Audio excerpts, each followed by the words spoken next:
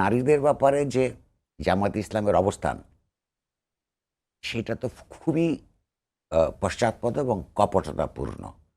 আ বরং যেই নারীরা জামাত ইসলামের পক্ষে ক্যানভাস করছেন, আমি তাদেরকে অনুরোধ করব জামাতের নারী সংক্রান্ত আ রাজনৈতিক, অর্থনৈতিক, সাংস্কৃতিক কর্মসূচিটা ভালো করে বুঝবার।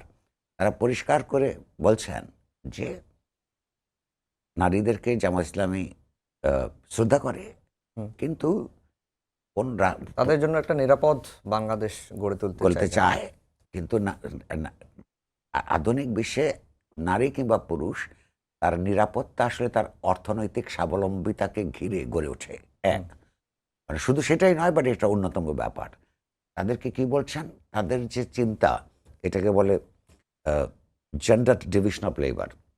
এই যে নারী এবং পুরুষের মধ্যে যে পুরুষতান্ত্রিক শ্রম বিভাজন, অর্থাৎ নারী রাজনৈতিকভাবে কিংবা সমাজের নানান প্রতিষ্ঠানের মধ্যে প্রধান হতে পারবেন না। এটা উনি কয়েকদিন আগেই বলেছেন, প্রকাশ্যে একটা টেলিভিশনে বলেছেন।